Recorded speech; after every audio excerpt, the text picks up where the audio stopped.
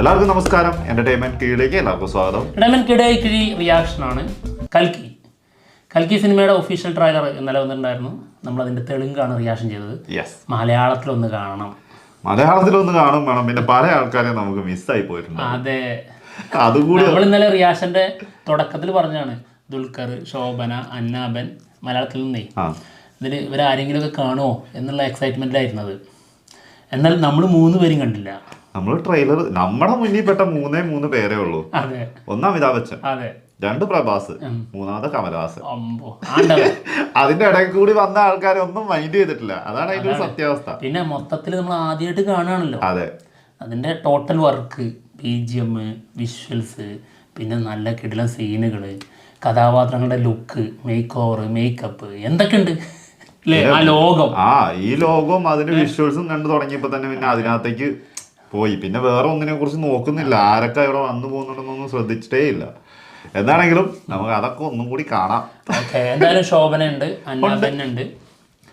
ദുൽഖറിനെ മാത്രം കണ്ടിട്ടില്ല എന്നുള്ളതാണ് സത്യം അല്ലേ? ഓക്കെ, അപ്പൊ നമുക്ക് ഇതിന്റെ ട്രെയിലർ മലയാളം കാണാം. ഓക്കെ, നന്നായിരിക്കും അത്. അതെ, എല്ലാം മനസ്സിലാക്കാം.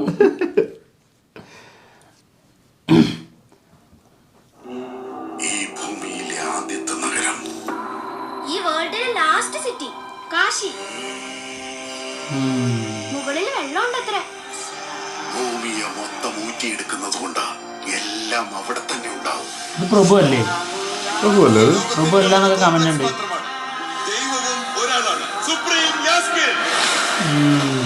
നിങ്ങളെ പോലെ ഒരാൾക്ക് എത്ര പേരെ രക്ഷിക്കാൻ പറ്റുമെന്നറിയോ? ഞാൻ രക്ഷകനാകേണ്ടത് ഒരാൾക്ക് മാത്രം. 6000 വർഷങ്ങൾക്ക് ശേഷമാണ് പ്രത്യക്ഷപ്പെടുന്നത്. ഇപ്പോ ആ പവർ തിരിച്ചു വന്നെന്ന് പറഞ്ഞ ഇനി വെളിച്ചം വരാനുള്ള സമയമാണ്.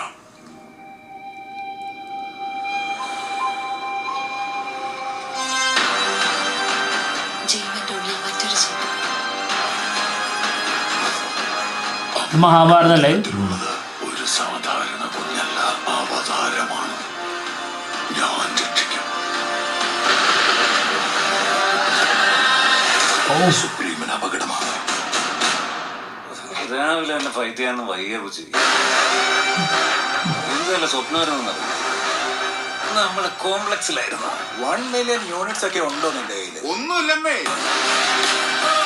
എന്നെ പോലെ എത്ര പേർക്ക് നിങ്ങൾ ഹീറോ എന്നറിയും? എന്റെ കൂടെ എത്ര യൂണിറ്റ്സ്? ഒറ്റ കള്ളം. നിനക്ക് നിന്നെ മാത്രമേ ഇഷ്ടമുള്ളൂ ഭൈരവ. ലോകത്തിൽ എല്ലാത്തിനും ഒരു സൈഡേ ഉള്ളൂ, നിന്റെ സൈഡ്.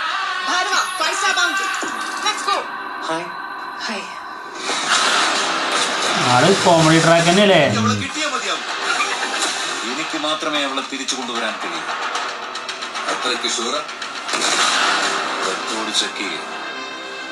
ഇതുവരെ ഒരു ഫൈറ്റും തോറ്റിട്ടില്ല. അയ്യേ, KGF ഡയലോഗോ? ഇതിലും തോൽക്കില്ല.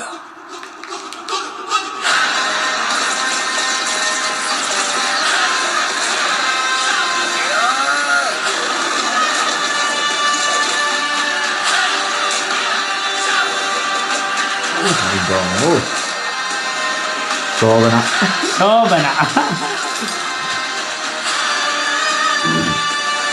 അന്നാവൻ സമാധാനായി. ഇതുവരെ ജന്മം എടുത്തിട്ടില്ലാത്ത ഈ കുഞ്ഞിന് വേണ്ടി ഇനി എത്ര പേര് മരിക്കണമെന്നാ? ഭയപ്പെടരുത്, മറ്റൊരു പ്രപഞ്ചം വരുന്നുണ്ട്.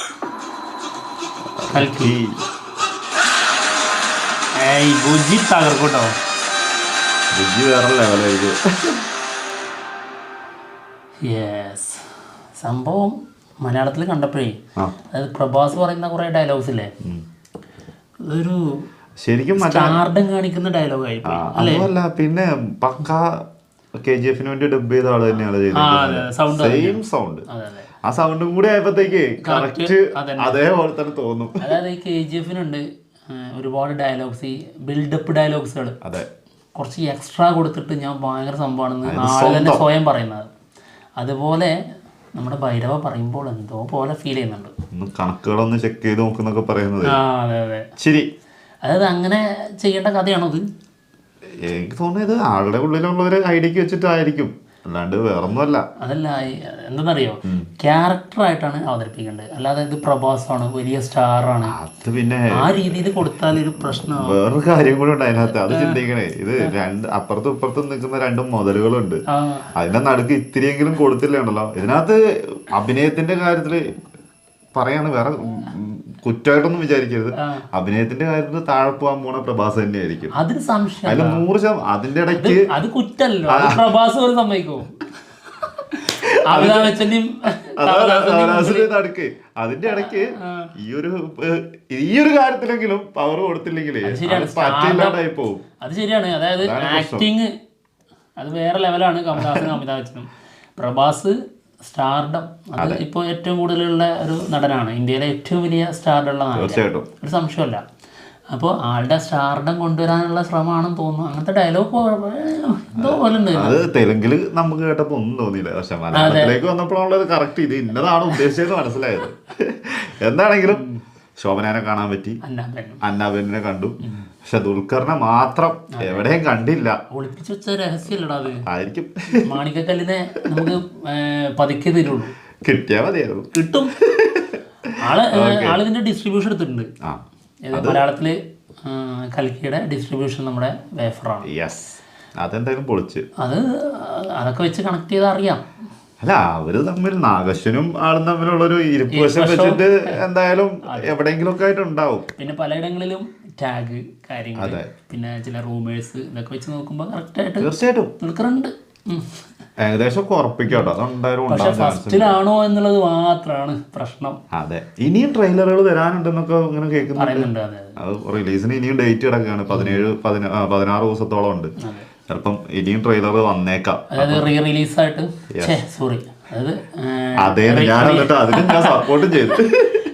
ട്രെയിലർ റിലീസ് ട്രെയിലറില്ലേ, അതായിട്ട് വരും. അതെ, ഇനിയിപ്പോ അങ്ങനെ വരുന്നതിനകത്ത് ചിലപ്പോ ദുൽഖറിനെ കാണിച്ചേക്കാം, ഒന്നും പറയാൻ പറ്റൂല. കാണിക്കരുത്, നമുക്ക് തിയേറ്ററിൽ കാണാം. തിയേറ്ററിൽ അത് ശരിയാ, ഉണ്ടെങ്കിൽ തിയേറ്ററിൽ കാണാം. എന്തായാലും ഓരോരുത്തരുടെയും ലുക്ക് വളരെ ഇൻട്രസ്റ്റിംഗ് ആണ്. ലുക്ക്, മേക്കിംഗ്, ബിജിഎമ്മിന്റെ കാര്യത്തിൽ മാത്രമാണ് ചില സമയങ്ങളിൽ നമുക്ക് കേട്ട പോലെ. പക്ഷെ എന്നാലും ട്രെയിലർ വെച്ച് നോക്കുമ്പോൾ ഒരു രക്ഷയില്ല കേട്ടോ, തോന്നുന്നു കേട്ടോ. എന്നാണ് സൂപ്പറായിട്ടുണ്ട്. എന്തിന് ഈ സലാറില്ലേ, അതിന്റെ സാധനം തന്നെ ഫീൽ ചെയ്യുന്നുണ്ട് ചില സമയങ്ങളിൽ. സത്യം കേട്ടോ, അങ്ങനത്തെ ഒരു സംഭവങ്ങളൊക്കെ ഇടയ്ക്ക് വരുന്നുണ്ട്. എന്താണെങ്കിലും വേറൊരു കാര്യത്തിൽ നമുക്ക് എന്തായാലും ഉറപ്പിക്കാം, ഇങ്ങനത്തെ ഒരു സിനിമ ഇന്ത്യയിൽ ഇതുവരെ വന്നിട്ടില്ല. ആ ഒരു കാര്യത്തിൽ ഗ്യാരണ്ടിയാ. അതായത് ഇന്ത്യയിലെ ഏറ്റവും വലിയ യൂണിവേഴ്സും അതെ, ഒരു യൂണിവേഴ്സിന്റെ തുടക്കം കൂടിയാണ്. അപ്പോൾ അതിനെ നമ്മൾ കട്ടൊക്കെ സപ്പോർട്ട് ചെയ്യണം, അത് വേറെ കാര്യം. പിന്നെ വർക്ക് മോശമാണെങ്കിൽ നമുക്ക് വിമർശിക്കാം. ഇത് വർക്ക് മോശമായിട്ട് നമുക്ക് ഫീലേ ചെയ്തിട്ടില്ല, വേറെ ലെവലാ. പിന്നെ നമ്മുടെ ഒരു മൈൻഡ് വെച്ച് ഞങ്ങളുടെ നിലവാരത്തിലേ ഉള്ളൂ, അതുകൊണ്ട് നമുക്കിത് ഓക്കെയാണ്.